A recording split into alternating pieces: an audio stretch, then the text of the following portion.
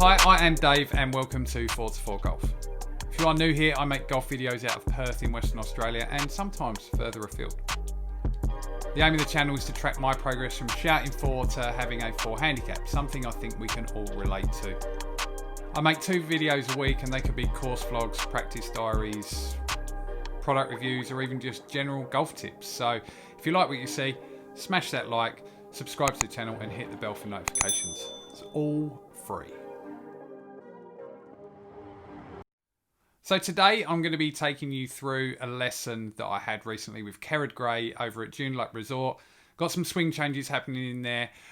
I'll dive straight into the review that Kerrod gives me at the end of it, so he can explain way better than I can what we're actually looking to change. And then after that, I've just got some footage from when I was up at Tour Issue, trying to implement some of those changes, and also having a little bit of a check-in of where I'm at with the speed challenge as well. So stick around to the end for that. Okay, that's good. A little bit of flex. Okay, great. Swing to the top and stop.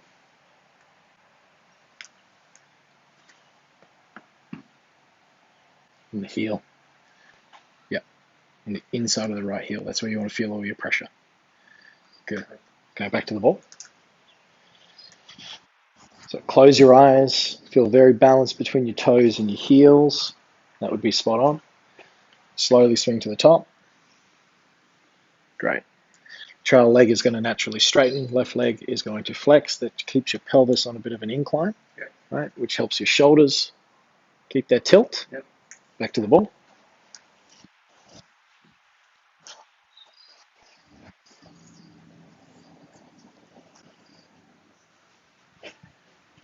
Great.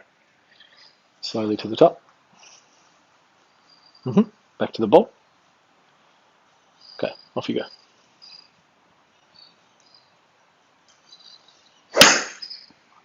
Nice one. It's a draw, mate. Okay, so just jump on the other side of the camera there. So, as an overview, now I filmed us just going through that little process there. What we've got down on the ground, this is for how your body is moving. You are squatting down too much at address, which is shifting your hips too far back over your ankle line. This gets your pelvis sitting too flat. As you then start your backswing, you are squatting deep into your right hip, which is shifting the pressure of your, let's say, your dynamic backswing too far outside your right foot. As your pelvis was staying too level, your shoulders were turning too level. Your arms were collapsing and there was just too much lateral motion, right? When you do that, you're going to lose your ability to create as much speed as you could. So to work on just the pivot component, regardless of what we talked about the arms, get a half-cut tennis ball, put it on the outside of the right ball of your foot, out here. Get into your posture position. So we've given that little exercise with the hammer drill, back and behind. I want you to then bring your arms on top of your chest, lay them down so they're sitting on the top of the pecs, not to the sides. This is very important. Your left elbow crease, if I'm facing the camera here, is going to be out. And that creates a kink in this lead wrist, which is going to help facilitate correct wrist hinge in the backswing. Right? You had this too internally rotated like that, with the left arm to the side of your body. So it created this sort of kinked, crooked look like that. That was getting your left hand too strong, and that was causing the club face to twist. Right? So the grip component is very important to create an initial structure of your arms, which you then maintain throughout the motion. So if we're going through this process, we've got our stance, we've got the half-cut tennis ball underneath the outside of the right foot, the arms are structured, the club is parallel. As we tilt down and get into our posture here, I want you to close your eyes and feel balance between your toes and your heels with a little bit of pressure on your lead foot, okay? Do not overflex your knees because that's going to shift your pelvis too far back and also get your hips too level with the ground. So when you go through this process, a little bit of flex in the knees, a little bit of weight left, feel that you're evenly between your toes and your heels, right? And then as you take the golf club back to the top, what we're focusing on is we should be very conscious of where the pressure in our feet is going. We want it to go to the inside of the right foot. You are going to the outside of the right foot, specifically around this sort of area here, which is why we've placed this little mechanism just underneath the right foot. So you get that awareness. So arms on top, structured, left elbow crease out, balanced, set up, slowly swing to the top, bring awareness to where your pressure is in the ground. Rehearse that a few times. Swing through, hit the shot once you're comfortable from that position.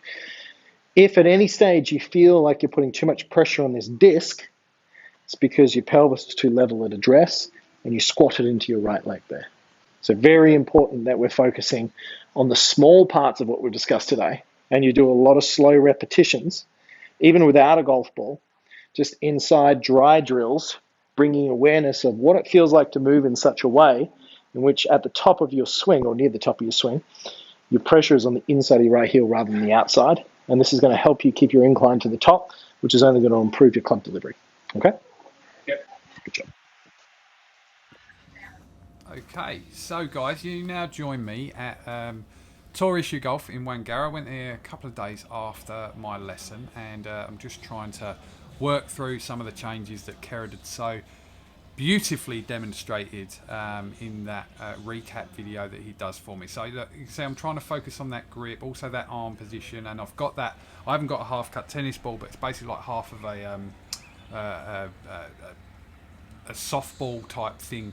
Spiky ball that you'd use for massage relief and whatever. So that got that under my foot, trying to just promote that weight transfer, staying to the inside of that foot.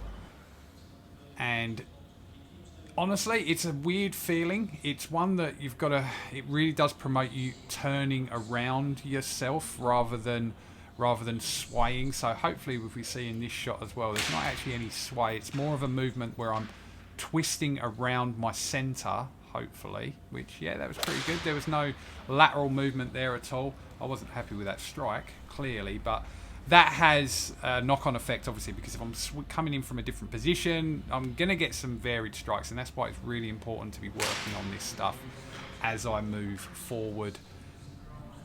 So, again, just really focusing on that grip element. I'm still not perfect with that. I'm looking at it now. The bottom hand looks a bit better. Top hand looks like it's still a little bit over the top of the club. Getting that position there underneath the ball, as I say, really does promote that weight coming back to the inside of your foot. And again, hopefully with this one, when we look at it, no sway there at all. And I was a lot happier with that shot, I think. Maybe not. I'm a grumpy git sometimes. But overall, that was about, I hit about 20 or something, 7 irons there, something like that. And the actual grouping themselves was not too bad. There's a few wayward ones, as I say, strike was off, but that last shot was pretty damn good. So then, as promised, I went back to hitting some driver shots. So I am obviously within this challenge at the moment. This was recorded a couple of weeks into it. Don't quite know what happened with this first clip here. It just kind of froze and then opened up again after a few seconds. I don't really know why. But that first shot was 107.4. You can just see very small there on the screen. Next one, 106.7. The strikes with these were awful. They were all over the shop. And what I found was that started to frustrate the hell out of me. And the swing, as a result, just started to get worse and worse and worse. So this one was a pretty good one. So 108, that was actually the fastest that I managed to get in any of these swings. So got a little bit of work to do just to catch up. But as I said, we are making some changes. If we can get some more efficiencies within the swing and lose these power leaks that Kerrod called them, you know, where I'm rolling away and really try and keep that pivot position a lot better.